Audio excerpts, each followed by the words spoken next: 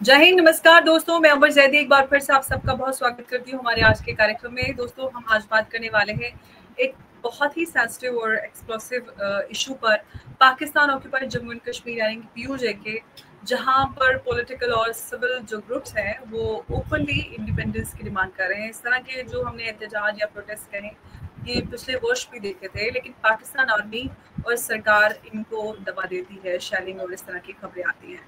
लेकिन इस मुद्दे पर आज हम बात करेंगे। हमारे साथ मौजूद हैं कर्नल मयंक। उनसे हम इस मुद्दे को समझेंगे कि आखिर जो कुछ चल रहा है और जिनके ऑफकोर्स जो ग्राउंड पे काफ़ी जो ग्राउंड रियलिटीज़ है उसकी काफ़ी पकड़ रखते हैं, उनसे समझने की कोशिश करेंगे कि जो ये डिमांड है वो पाकिस्तान के लिए कितनी खतरनाक साबित हो सकती है, क्योंकि पाकिस्तान POJK के नाम पर अब तक एग्जिस्ट करता है। इसको विस्तार से समझेंगे। सर, बहुत बहुत स्वागत है आपका। जय हिंद, नमस्कार।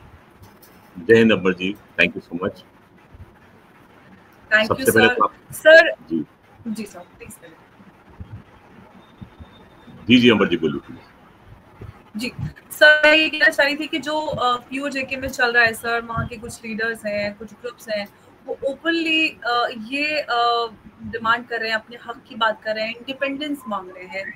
आप एक आर्मी ऑफिसर होने के नाते, आप रिटायर्ड आर्मी ऑफिसर हैं, इस पूरे पर्सपेक्टिव को किस तरह से आप देख रहे हैं कि क्या ये सिर्फ एक जो क्योंकि पाकिस्तान से वो परेशान है अपने हक को लेकर जो उनको नहीं मिल रहे हैं, सिर्फ इतना भर है, या हम इसको और डीपर समझ सकते हैं? अमर जी, सबसे पहले तो आज आपको और आपके सभी दर्शकों को विजयदशमी पर्व की बहुत बहुत शुभकामनाएं। और बहुत बहुत शुभकामनाएं। इसके साथ ही हम अपना रुख करते हैं एक ऐसे जगह पर जहां पर कि बहुत उथल पुथल हो रही है, और वो किसी लंका से कम नहीं है, हमारे राम की। तो POJK जो है, अधिकतर लोग उसको पाकिस्तान ऑक्यूपाइड कश्मीर बोल के हटा देते हैं। देखना चाहिए कि ये एक बड़ा इम्पोर्टेंट और सेंसिटिव इलाका है। पाकिस्तान ऑक्यूपाइड जम्मू कश्मीर में आप 3 डिस्टिंक्ट एरियाज होते हैं। एक हो गया गिलगित का, एक हो गया बाल्टिस्तान का, और एक हो गया पाकिस्तान ऑक्यूपाइड कश्मीर का, जो कि हमारे कश्मीर वैली के जस्ट ऑपोजिट आता है, पूंछ की राजौरी के आसपास। तो इसमें टोटल 10 डिस्ट्रिक्ट्स हैं इस इलाके में, और 14 डिस्ट्रिक्ट हैं गिलगित और बाल्टिस्तान के मिला के। तो कुल मिला के 24 डिस्ट्रिक्ट्स को बना के POJK बनता है, जो कि पाकिस्तान के कब्जे में है। हमारे पार्लियामेंट ने एक मोशन पास किया था 1995 से फरवरी में, और उसमें हमने कहा था कि POJK हमारा अभिन्न अंग है और हमें इसको वापस लेना है। तो हम जो है वो कटिबद्ध हैं इस चीज को वापस अपने देश में मिलाने की। अब वो कैसे मिलेगा, कब मिलेगा, इसके बारे में किसी को भी कोई आइडिया है नहीं। अब इम्पोर्टेंट इसलिए हो जाता है क्योंकि इस प्रांत में ऐसे लोग बसते हैं जो कि उस प्रांत में रह के परेशान हैं, पाकिस्तान की जनता से, पाकिस्तान के हुक्मरानों से, पाकिस्तान की फौज से परेशान है। कुल मिला के यहाँ की आबादी कहते हैं कि 3 करोड़ के आसपास, 3 मिलियन है, 3 मिलियन की आबादी यहाँ पर है। पाकिस्तान को हमेशा 3 मिलियन की फिगर, जैसा कि मैं आपसे डिस्कस कर रहा था, हमेशा हॉन्ट करेगी, क्योंकि उन्होंने 3 मिलियन लोगों का कत्ल किया था बांग्लादेश में 71 के टाइम पे। उसके बाद में अब आते हैं 3 मिलियन जनसंख्या जो कि POJK में, और लोग जो वहाँ के फ्रीडम फाइटर्स क्लेम कर रहे हैं कि इन लोगों को उन्होंने बाकायदा नजरबंद करके रखा है, इंटरनेट की सुविधा बंद है, फोन तक की सुविधा बंद है वहाँ पर। वो अपने प्रियजनों से बात नहीं कर पा रहे हैं, किसी नाते रिश्तेदार से बात नहीं कर पा रहे हैं, अगर कोई हेल्प चाहिए तो वो भी नहीं बुला पा रहे। अब इंटरेस्टिंग चीज क्या है कि मैं देख रहा था कुछ यूट्यूबर्स को जो कि पाकिस्तान से आते हैं, बहुत पहले की बात है, तो वो लोग, उन्होंने प्रोग्राम जाके किया था POJK में, और कहा था कि ये एक ऐसा इलाका है जहां पर की मोबाइल की कनेक्टिविटी केवल 2 कंपनीज की सिम वहां पर प्रोवाइड करती है, और दोनों की सिम जो है, अंबर जी आपको यकीन नहीं आएगा, जैसे कि हमारे यहाँ होता है कि हर गली नुक्कड़ पे एक दुकान होती है छोटी सी, उसमें लिखा होता है, सिम कंपनियों के नाम लिखे होते हैं, आपकी जिसकी मर्जी आए अपना आधार कार्ड दिखाइए और सिम ले लीजिए, और 2 दिन के बाद में आपकी सिम एक्टिव हो जाती है। POJK में इंटरेस्टिंग चीज ये है कि ये सिम जो है ये आर्मी देती है, तो आर्मी ने अपने हाथ में पूरा कंट्रोल रखा हुआ है। और दूसरी बात यह है कि अगर आर्मी का इतना तगड़ा कंट्रोल है तो आर्मी अपने कंट्रोल से किसी चीज को जाने नहीं देती, क्योंकि आर्मी के पास में अनलिमिटेड पावर्स है, और वो पावर्स अपने आप से कभी दूर होने नहीं देगी, ये एक लिखित बात है। अब वहां पर जम्मू कश्मीर जॉइंट अवामी एक्शन कमेटी नाम की एक पार्टी है, और उसने अपनी 38 डिमांड्स जो है रखी थी सरकार के सामने कि हमें इन चीजों के ऊपर आपका सोल्यूशन चाहिए। और उन डिमांड्स में एक इंपॉर्टेंट डिमांड थी कि 12 लेजिस्लेटिव सीट्स जो थी उनको एबॉलिश किया जाए, जो कि कश्मीरी रेफ्यूजीज के लिए स्पेशली बनाई गई थी। दूसरी थी, जो पाकिस्तान के गवर्नमेंट ऑफिशियल्स पीओजेके में आके काम करते हैं उनको स्पेशल राइट्स मिलते हैं, उनको स्पेशल तनख्वाह मिलती है, स्पेशल अलाउंसेस मिलते हैं, तो ये स्पेशल चीजें जो है वो उनसे अलहदा की जाए। दूसरा, जो बिजली पैदा होती है उसका इक्विटेबल डिस्ट्रीब्यूशन होना चाहिए। ऐसा नहीं है कि बिजली पैदा हो रही है पीओजेके के संसाधनों से और बिजली का फायदा उठा रहे हैं पाकिस्तान के पंजाब प्रांत के लोग। तो ऐसे करके उनकी टोटल 38 डिमांड्स थी और इन डिमांड्स को पाकिस्तानी गवर्नमेंट ने ना तो इसको देखना मंजूर किया और ना ही उसके ऊपर कोई एक्शन लेने की बात की उन्होंने। अब बहरहाल सुनने में आया है कि नवाज शरीफ साहब को थोड़ा सा डर लगा है, तो उन्होंने एक इंटरिम कोई कमेटी उन्होंने गठित की है जो कि इनके साथ में नेगोशिएट करेगी या बात करेगी। लेकिन पाकिस्तान की हिस्ट्री में नेगोशिएशन नाम का शब्द नहीं है। देखिए, पाकिस्तान की आर्म फोर्सेस और आर्मी केवल 2 सूरत में काम करती है। जहां उनको हिंदुस्तानी फौजी दिखाई देता है वहां पर वो सरेंडर करते हैं, और जहां पर उनको अपने देश वाला मिलता है उसको गोली मार देते हैं। ये इनकी खास चीज है, आप देख लीजिएगा कहीं पर भी उठा के। तो सर आपने एकदम सही बात कही, एकदम 100%। जनरल टिक्का खान थे, बलूचिस्तान में गए, उन्होंने अपने ही देश वालों को मारा वहां पर। अब उनके देशवासी ऐसे हो गए कि भाई हमें तुम्हारे साथ रहना नहीं है। इन्होंने भी हाल के दिनों में 1 हफ्ता पहले इन्होंने 30 लोग उड़ाए थे, क्योंकि इनको लगा था कि भाई लोग भी नहीं, महिला और बच्चे। जी, देखिए, जमीन की गोली से लोग थोड़े कम मर रहे थे, तो इन्होंने बोला चलो एयरफोर्स का इस्तेमाल करते हैं। इनके पास में एक बहुत सुंदर चाइना का दिया हुआ एयरक्राफ्ट है JF-17 ब्लंडर, और उन्होंने LS-6 नाम के ग्लाइड बॉम्ब्स लगाए उसके अंदर। अंबर जी, आपको देख के सुन के हैरानी होगी कि सबसे हल्का ग्लाइड बॉम्ब जो है वो 250 किलो एक्सप्लोसिव ले जा सकता है। उन्होंने ऐसे 6, अगर मैं मान के चलता हूं कि उन्होंने हल्के से हल्के बॉम्ब भी यूज किए, तो ऐसे 8 बॉम्ब उन्होंने वहां पर गिराए हैं। और कहते हैं केवल 30 महिलाएं, बच्चे, जैसे कि आप बता रही हैं, केवल वो मरे हैं वहां पर। मैं मानने को तैयार नहीं, ये फिगर इससे कहीं ऊपर हो सकती है। Absolutely sir, 100%। है ना? पाकिस्तान जो कि अपने मरे हुए फौजियों का हिसाब किताब छुपा लेता है, सिविलियंस को तो क्या क्या बिसात है। जी सर। तो उन्होंने ये काम किया खैबर पख्तूनख्वा में। बलूचिस्तान में ऑलरेडी लोगों को गायब करना, उनको मारना, उनको यातनाएं देना, ये बड़ी आम चीज थी। उसी की वजह से तो डॉक्टर महरांग बलोच जो थी अपनी महिलाओं को लेकर सबको सड़क पे उतर आई थी। और फिर उनका क्या हाशिर किया था उन्होंने जाके, जब इन्होंने प्रोटेस्ट को खत्म किया था नवंबर के महीने में, ठंडा पानी डाल रहे हैं महिलाओं के ऊपर, लाठी चार्ज कर रहे हैं। तो नेगोशिएशन नाम की चीज पाकिस्तान की डिक्शनरी में है नहीं।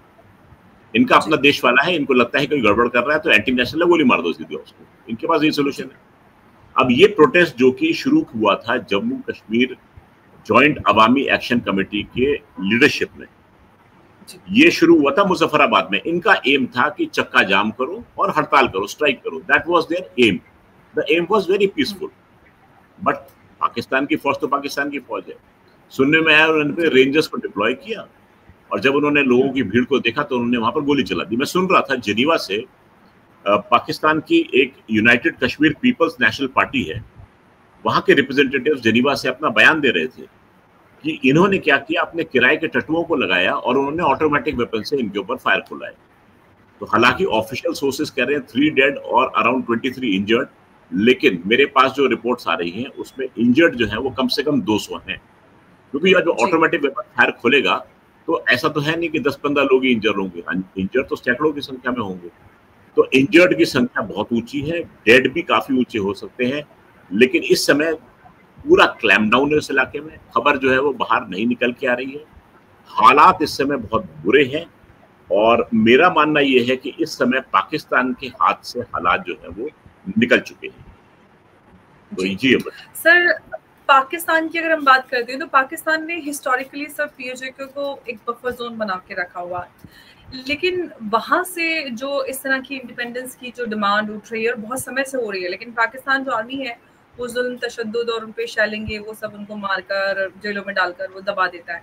लेकिन सर अब यहाँ पर जिस तरह की आवाजें हो रही हैं, आपने बलूचिस्तान की भी बात की, और भी सारे इलाके हैं, खासतौर से अगर हम सब क्योंकि हम आज पीओजेके की बात करें तो पाकिस्तान का मिलिट्री रिस्पांस हो या फिर स्ट्रेटेजी हो, वो क्या होने वाले हैं। हालांकि वहां पर अब जनता पुलिस को भी भगा रही है, ये हालात हो चुके हैं इस समय। हालात ये है, जैसे कि आपने अंबर जी बात की, पुलिस को भगा रही है, वहां से वीडियोस विजुअल्स आए हैं निकल के, जहां की गिलगित बाल्टिस्तान में वहां की पुलिस जो है वो डिमांड कर रही है कि हमें अपनी तनख्वाह तो दे दो। पुलिस को तनख्वाह ही नहीं मिल रही है, तो पुलिस ने अपनी वर्दी में हथियार लेकर प्रोटेस्ट कर रही है सड़कों के ऊपर। मतलब हमने नॉर्मल पब्लिक को तो प्रोटेस्ट करते सुना था, पहली बार मैंने जिंदगी में देखा कि पुलिस जो है वो प्रोटेस्ट कर रही है, वो भी हथियार लेकर। तो हालात ये हैं कि इन्होंने गिलगित बाल्टिस्तान पीओजेके को अपना एक तरीके से वैसाल स्टेट बनाया हुआ है। मतलब स्लेव जैसे होते हैं ना, कोई गिनती में नहीं है। हाँ, दुनिया को दिखाने के लिए भाई हम कश्मीर जो है हमारा आजाद कश्मीर है, इसकी अलग कॉन्स्टिट्यूशन है, अलग असेंबली है, सब कुछ अलग है, लेकिन इन्होंने उसका इस प्रकार से दोहन किया है, वहां पर इस प्रकार से उसको निचोड़ा है, उसके रिसोर्सेस को, उसकी कहने की कोई हद नहीं है। वहां के खुद के यूट्यूबर्स का मैंने देखा है, वीडियो दिखाते हैं कि वो देखो इंडियन साइड जो है, इंडियन साइड में बच्चे जो है, स्कूल लगा है सामने, बच्चे प्लेग्राउंड में फुटबॉल खेलते दिखाई दे रहे हैं, और यहाँ पर बुरी हालत है, सड़कें तक बनी हुई नहीं है इनकी। तो ये तो इनकी हालात है, इन्होंने ऐसा नेग्लेक्ट किया उस इलाके को। मेरे पास में अंबर जी पूरी लिस्ट है कि जम्मू कश्मीर में आर्टिकल 370 हटने के बाद से लेकर अब तक भी कितना डेवलपमेंट हो गया है। जितना डेवलपमेंट 2019 से लेकर अब तक हुआ है, उतना पिछले 70 सालों में पूरे पीओजेके में नहीं हुआ। मतलब कहने के लिए उनके पास में एक अस्पताल है शायद पूरे इलाके में, और हमने 2014 से लेकर अब तक 12 अस्पताल खोल दिए वहां पर, 12 मेडिकल एम्स खोले हैं, मेडिकल कॉलेजेस खोले हैं, टेक्निकल यूनिवर्सिटीज खोली हैं, बच्चों के लिए स्कूल खोले हैं। तो डेवलपमेंट के नाम पे वहां पर कोई फिक्र नहीं किसी को। हाँ, इलाका है, कब्जा करेंगे, पानी लेंगे, मंगला डैम वो भी सरदार रणजीत सिंह ने बना दिया था, उसकी बदौलत पानी स्टोर करेंगे और हम बिजली बनाएंगे। बिजली जो है वो पाकिस्तान के पंजाब को पिलाएंगे, और पानी जो है वो नीचे पूरा बहा देंगे, और पीओजेके जो है वो बेचारा त्रस्त रहेगा। और ये इनका पूरा एक्शन प्लान है ये। जी जी सर, अभी जो ये इस तरह के हालात बने हैं, तो क्योंकि भारत के अंदर अक्सर ये बात होती है, क्योंकि भारत के पार्लियामेंट की बात करें या फिर भारत की जनता की बात करें, सबको यही रहता है कि कब हमारे पास हमारा पीओजेके वापस आएगा। तो अब जब इस तरह के सर मोमेंट्स हैं, हालात बन रहे हैं, तो ये इंडिया के लिए क्या एक स्ट्रेटेजिक अपॉर्चुनिटी हो सकती है, या फिर हम कहें कि सही समय नहीं है? अमर जी, मैं फिर आपसे कहूंगा, हर बार मैं हर लोगों से यही बताता हूँ जब वो ये क्वेश्चन करते हैं। फर्ज कीजिए मेरे हाथ में एक अंडा है, इस अंडे को अगर मैं मसल दूंगा तो क्या होगा? गंदगी फैलेगी, अंडा फूट जाएगा, अंडा किसी काम का रहेगा नहीं, और बदबू आएगी, गंदगी फैल जाएगी। तो उसी अंडे को लेकर मैं छोड़ देता हूँ मुर्गी के पास में, मुर्गी उस पर बैठती है, उसको सेती है, अपना टाइम लेती है, और फिर उसके बाद में मुर्गी से एक बड़ा सुंदर सा जीव जो होगा वो उत्पन्न होएगा उस अंडे में से। तो पीओजेके की हालात भी उस अंडे की जैसी है। हम लोगों को सब्र करना चाहिए कि हमें अंडे को मसलने की आवश्यकता नहीं है। इस समय अंडे को मुर्गी को सेने दीजिए। तो इस समय जो प्रक्रिया चल रही है वो मुर्गी द्वारा अंडे को सेने की प्रक्रिया चल रही है। देखते रहिए, उसके अंदर से एक सुंदर सा जीव उत्पन्न होगा और वो सबको प्यारा लगेगा। इस समय हम उस स्थिति में नहीं है कि पीओजेके की जनता को अपने साथ में विलय करवा सकते, because they have to prove their loyalty towards India. इस समय वहां की जनता जो है वो रंगी हुई है पाकिस्तान के रंग में, क्योंकि पूरा का पूरा डेमोग्राफिक चेंज जो है वो पाकिस्तान की सरकार ने किया है। वहां पर उन्होंने उठाकर पठानों को खैबर पख्तूनख्वा से और यहाँ से पंजाबियों को ऊपर चढ़ाकर बसाया है उस इलाके में, क्योंकि चाहते थे कि सो कॉल्ड प्लेबिसाइट की जो उनके एक डिमांड चलती आ रही है, तो प्लेबिसाइट अगर होता है तो हम उस पर ये शो कर सकें कि कश्मीर जो है वो विलय करना चाहता है पाकिस्तान के साथ। तो ये उनकी साजिश थी, उन्होंने पूरा डेमोग्राफिक चेंज कर दिया वहां पर। तो इसलिए वहां के पीओजेके में जो कश्मीरी हैं वो नाम मात्र के रह गए, जिनकी आवाज को कुचल दिया जाता है, और जो बच्चे कुचे थे वो देश छोड़ के बाहर भाग गए हैं। तो इस समय कश्मीरी जो है वो पाकिस्तान में आपको बड़ी मुश्किल से ढूंढने हुए मिलेंगे। तो ये स्थिति है इस समय पीओजेके की, और भारत की स्थिति तो हमको मालूम है कि है क्या। तो इस समय हम नहीं चाहते कि पीओजेके जो है प्रेजेंट स्टेट में भारत के साथ विलय करे। विलय तो वो करेगा नहीं इस समय, क्योंकि वो पाकिस्तान का पार्ट बना हुआ है। विलय उस समय करेगा जब कि पानी नाक से ऊपर चढ़ जाएगा, जैसे कि इस समय हालात बन रहे हैं। और वहां की जनता त्रस्त होकर डिमांड करेगी कि हमें तुम्हारे साथ नहीं रहना है, हमें भारत के साथ में विलय चाहिए। इस समय विलय जो है उनको केवल इकोनॉमिक फायदे के लिए दिखाई दे रही है पीओजे को, क्योंकि भारत में इकोनॉमी सुधरी हुई है, वहां पर आटे के लाले पड़े हुए हैं, तो इसलिए उनको लगता है कि भारत के साथ विलय करते हैं। लेकिन मन से जब तक भारत के साथ विलय की उनकी बात नहीं आएगी, तब तक मैं नहीं चाहता कि पीओजे के जो है भारत के साथ विलय करे, और हमें चाहना भी नहीं चाहिए, हमें कोशिश भी नहीं करनी चाहिए उस तरह से। हमें ऑब्जर्व करना चाहिए। तो मैं तो कहता हूँ हाथ में पॉपकॉर्न का टब लेके बैठते हैं, एंजॉय करें, आप पिक्चर चल रही है, पिक्चर को एंजॉय करें, और जब खात्मा होगा पिक्चर का तब हरामा हरामा अपने घर को चले जाइए, अच्छी यादें भी आपके साथ में घर को जाएंगी। सर, कश्मीर इशू अक्सर इंटरनेशनल मीडिया और इंटरनेशनल फोरम्स में छाया रहता है, और जिस तरह से सर पीओजे के में इंडिपेंडेंस की आवाज़ें उठ रही हैं, तो क्योंकि पाकिस्तान तो इसी मुद्दे पर अब तक जीता आया है, पाकिस्तान के लिए सर ये डिप्लोमेटिक फेलियर होगा, नाइटमेयर होगा, क्या कहेंगे आप? देखिए, कुछ भी हो, एम्बैरेसमेंट तो है।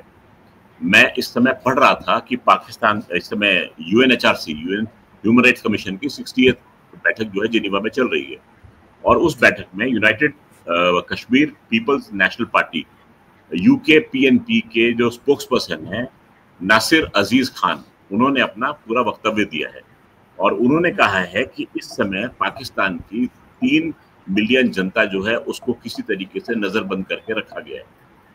वो लोग आपस में बात नहीं कर सकते, अपने परिजनों से अपना बात नहीं कर सकते, एक दूसरे से दुखड़ा रो नहीं सकते, वहां पर बुरे हाल हैं, वहां पर ना तो फोन की सुविधा है, ना इंटरनेट की सुविधा है, सब सुविधाएं बंद कर दी है, जो सुविधाएं एग्जिस्ट कर रही थी वो भी उन्होंने काट दी है, रेंजर्स को डिप्लॉय कर दिया है। उनका कहना यह है कि उन्होंने अपने गुर्गे प्लेन क्लोज में बुलाकर मिलाकर डिफेंस सिक्योरिटी फोर्सेस के साथ में गोलियां बरसाई हैं इनके ऊपर, जो कि लोग पीसफुल प्रोटेस्ट कर रहे थे। तो इस समय हालात जो हैं वो वहां पर बहुत नाजुक चल रहे हैं, प्रोटेस्ट हो रहे हैं, उसके ऊपर अटैक हो रहा है। मुझे इस समय ये प्रोटेस्ट जो है ये पाकिस्तान की जो सिक्योरिटी फोर्सेस के हाथ से बाहर निकलते दिखाई दे रहे हैं, एंड कहीं ना कहीं ये प्रोटेस्ट जो है ये वायलेंट हो सकते हैं, क्योंकि पाकिस्तान के प्रोटेस्ट ऐसे ही शुरू होते हैं। प्रोटेस्ट शुरू होगा पीसफुल के नाम पर, उस पर पुलिस जो है तशद्दुद बर्पा करेगी, और फिर वो प्रोटेस्ट जो है वो वायलेंट हो जाएगा, और वायलेंट ऐसा होगा क्योंकि इनकी डिफेंस फोर्स, इनकी सिक्योरिटी फोर्सेस के बस में वो रहेगा नहीं। तो ये मुझे सूरत हाल एक यहाँ पे सवाल पूछना चाहती हूँ, जैसे कि आपने कहा कि एस्केलेशन हो सकता है, अगर एस्केलेशन होता है तो इंडिया का जो इंटरवेंशन है या सपोर्ट हम किसी फॉर्म में पॉसिबल है, या बिना किसी डायरेक्ट कॉन्फ्लिक्ट में आए? देखिए, हमारी स्लेटेड पॉलिसी है, आपकी देश की सोवरेन बाउंड्री के अंदर जो हो रहा है वो आपका है। हम हालांकि कहते हैं कि पीओजे के हमारा है, लेकिन फिर भी हम ये मान के चल रहे हैं कि ठीक है, पाकिस्तान के पास इस समय वो काबिज है, लाइन ऑफ कंट्रोल जो है उसमें बीच में खिंची हुई है, और हम लाइन ऑफ कंट्रोल को जो है वो उसकी इज्जत करते हैं, सैक्रोसैंक्ट तो नहीं मानते पर उसकी इज्जत जरूर करते हैं। तो अगर लाइन ऑफ कंट्रोल के उस पर अगर आपका कुछ हो रहा है तो आप उसको खुद संभालिए।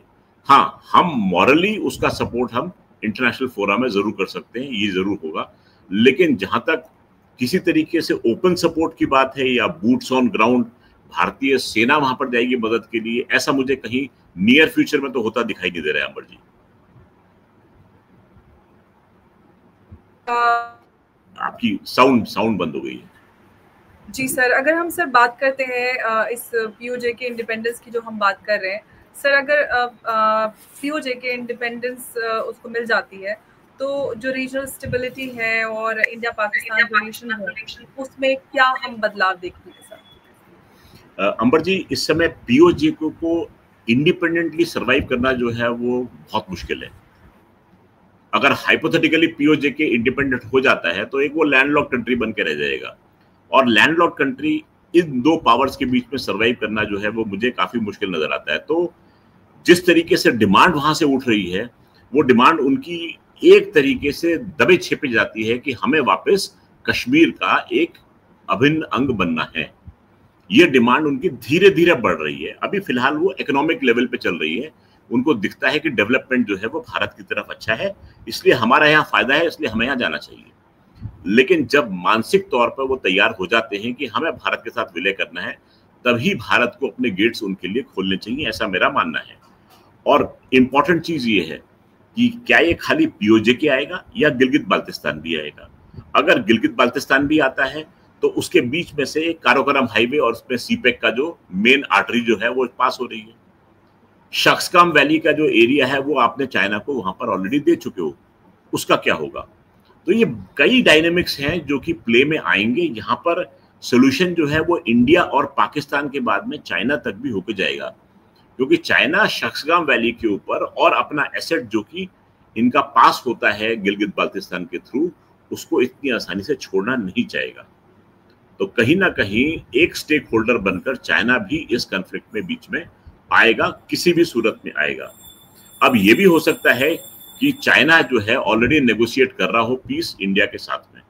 क्या हो रहा है इसका मुझे पता नहीं है, लेकिन अपना इंडिपेंडेंट जो है व्यू हमारा ये है कि यस, चाइना जो है वो एक फरीक बन के जरूर इसमें आने का है। सर, इसको आगे रीजन से आगे लेके जाएं, क्योंकि पीओजे के जो रहा है या ओवरऑल जो भारत और पाकिस्तान के बीच में ये कॉन्फ्लिक्ट है, इसको लेकर जियोपॉलिटिकली बहुत कुछ हमने देखा है। पाकिस्तान ने इसको काफ़ी अपने फ़ायदे के लिए इस्तेमाल किया है और भारत ने ऑफ कोर्स बहुत सफ़र किया है। तो अगर हम ग्लोबल जियोपॉलिटिकल सिनेरियो में देखें तो भारत के लिए क्या बदल जाएगा इसके बाद? भारत और चाइना के संबंध तो हैं ही, और इसके अलावा देखिए, इस समय अगर ये आता है तो हमारा एक वाहन कॉरिडोर के थ्रू हमारा एक्सेस टू अफगानिस्तान जो है वो खुल जाएगा। अब होता क्या है कि अफगानिस्तान के डेवलपमेंट के लिए जो भी हम एड देते हैं या जो भी हम पास करते हैं, हमें पाकिस्तान से परमिशन लेनी पड़ती है ओवरफ्लाइट की, यहाँ से पास थ्रू करने के लिए। तो फिर हमारा वो कॉरिडोर, वाहन कॉरिडोर के थ्रू हमारा एक्सेस जो है वहां से बन जाएगा। ये खुलने के बाद में हमारा सेंट्रल एशियन कंट्रीज के साथ में संबंध जो है वो डायरेक्ट INSTC की बात जो होती है, फिर हमारा जो रूट जो है वो टोटली डिफरेंट हो जाएगा। हम यूरोप को उस एरिया से भी अप्रोच कर सकते हैं। तो हमारे लिए वो एरिया आना स्ट्रेटेजिकली और बाकी देशों के साथ संबंध बढ़ाने में वो बहुत हेल्पफुल सिद्ध होगा। ये तो पक्की बात है। दूसरी बात है कि उस एरिया में हमारा आधिपत्य होने से हम पूरे के पूरे उस आर्टरी को हम ऑब्जर्व कर सकते हैं जो कि चाइना और पाकिस्तान के बीच में ट्रैवल करती है। हम कहाँ तक जाएंगे, कहाँ तक हमको मिलेगा, कहाँ तक विलय होगा, ये वक्त बताएगा। लेकिन जहाँ तक फिर भी मैं कह रहा हूँ, चाइना का रोल उसमें जरूर आने का अंदेशा है। अब वो रोल क्या होगा, हम कहाँ तक जाएंगे, क्या नेगोशिएट करेंगे, ये वक्त बताएगा। लेकिन डेफिनेटली ये इलाका अगर हमारे साथ में विलय करता है तो हमारे कई पड़ोसी जो हैं वो हमारे इमीडिएट नेबर बन के उस समय आ जाएंगे। जी जी बिल्कुल सर।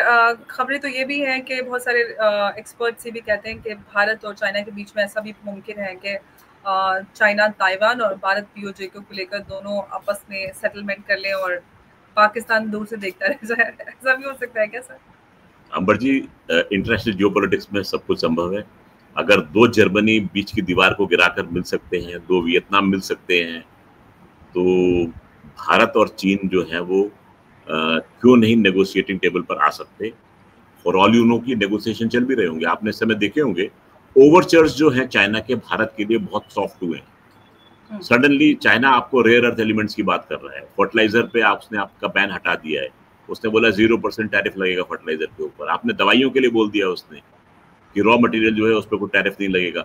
सो पाकिस्तान जो है एक तरीके से आपको फ्रेंडली ओवरचर्स दिखा रहा है अमेरिका के साथ में हमारे संबंधों को थोड़ा खटास में जाता हुआ देखकर।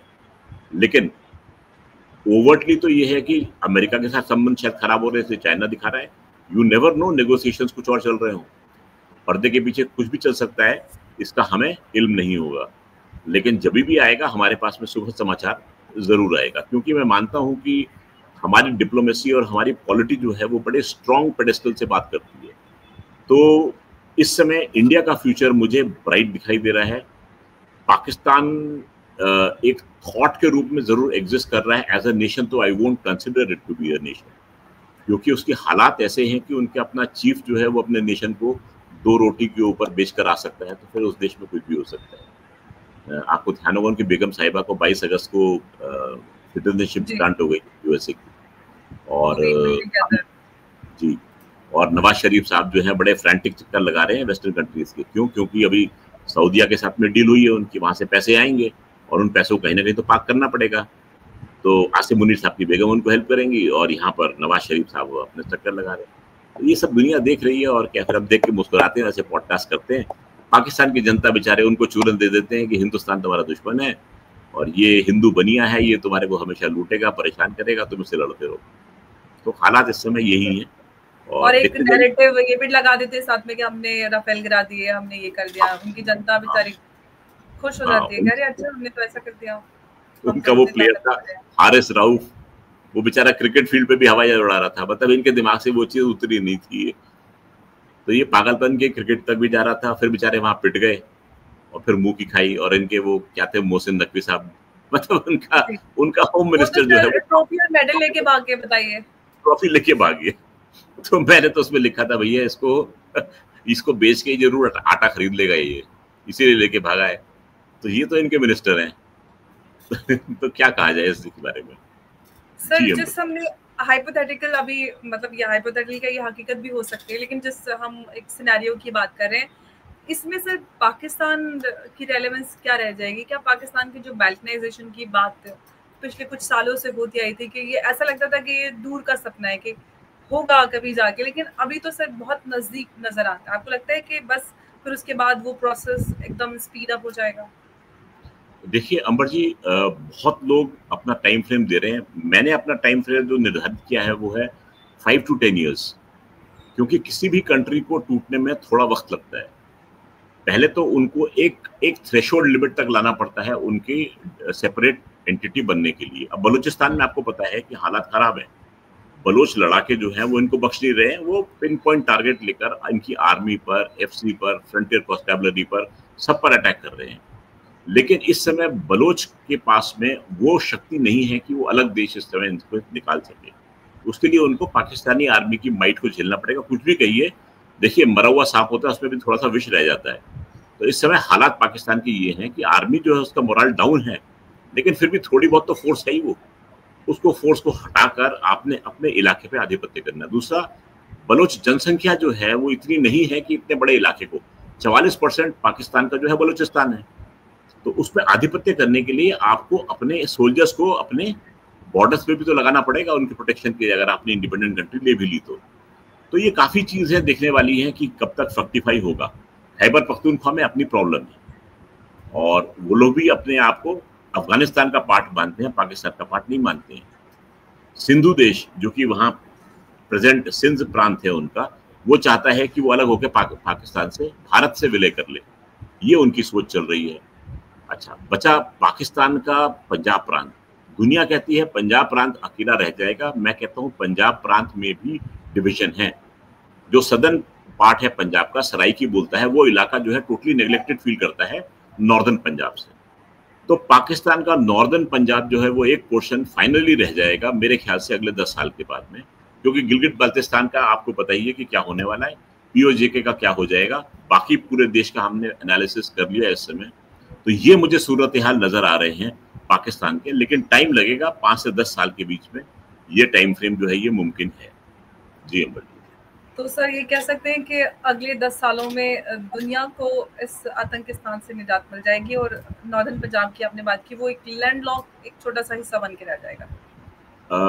मैं अंबर जी ये नहीं कहूंगा कि आतंकिस्तान से निजात मिल जाएगी, क्योंकि जो वहां बैठे हैं लोग वो कहीं ना कहीं तो जाएंगे। वो आपको ये जान के हैरानगी होगी कि पीओजेके में जितने भी आतंकवादी संगठन अड्डे थे, इन्होंने चूहे की तरह डर के ये अपने केपीके में शिफ्ट कर लिए, थिंकिंग कि हमारी मिसाइल वहां तक ट्रेवल नहीं कर सकती। खैर कर लीजिए, कोई बात नहीं।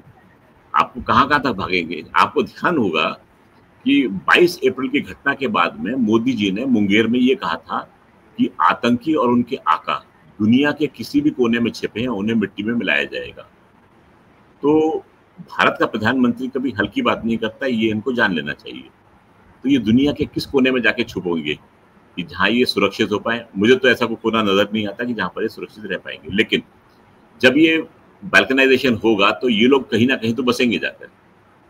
तो ऐसा नहीं है कि आतंक का समूल विनाश हो जाएगा पाकिस्तान के खत्म होने से, ऐसा मैं नहीं मानता। परंतु आपके पास में कोई ना कोई पिन प्रिक जरूर रहेगी और कोई ना कोई कंट्री ऐसा जरूर रहेगा जो कि उस इलाके को भारत के खिलाफ कुछ ना कुछ प्रॉब्लम क्रिएट करने के लिए इस्तेमाल करेगा। तो ये आप मान के चलिए कि हम जो हैं वो आराम से नहीं रह पाएंगे। हमें हमेशा अपना गार्ड जो है वो ऊपर रखना पड़ेगा। तो ऐसा नहीं है कि खत्म हो गया तो आतंक पूरा खत्म हो जाएगा, इतना आसान नहीं है। हाँ, थोड़ा सा मेलोडाउन जरूर हो जाएगा, लेकिन वो पिन जो प्रिक है वो हमेशा बनी रहेगी, ये मान के चलिए। ऑफ कोर्स सर, वो विचार तो ट्रैवल करता है, चाहे यूके चले जाएं या फिर यूएस चले जाएं या फिर कहीं और जाएं, तो वो विचार ट्रैवल करता है और उस विचारधारा से लड़ना बहुत इम्पोर्टेंट है। जैसे कि सर बता रहे थे कि विचार रह जाएगा और पूरी तरह से आतंक से निजात नहीं मिल पाएगा। अब देखते हैं कि आगे इस पूरे मसले पर क्या होता है। जी सर, तो सर मैं यही बोल रही थी कि ये समझ सकते हैं कि इस विचार से लड़ना बड़ा इम्पोर्टेंट है, और विचार तो ये चलता रहेगा, वो सभी जगह ट्रैवल करता है, तो हमारे लिए इस विचारधारा से लड़ना बहुत इम्पोर्टेंट है। और देखते हैं कि अब इस पूरे POJK के मसले में आगे क्या कुछ होता है, कितनी जल्दी ये मूवमेंट आगे बढ़ता है और पाकिस्तान की इसमें क्या पॉलिसी रहती है। सर बहुत बहुत धन्यवाद आपका हमारे साथ आज की इस अहम चर्चा में जुड़ने के लिए, और आपने इतने इम्पोर्टेंट फैक्ट्स और पॉइंट्स हमारे साथ साझा किए उसके लिए। नमस्कार, जय हिंद, जय भारत। जय हिंद अम्बर जी, थैंक यू सो मच। जय हिंद सर, बहुत धन्यवाद आपका।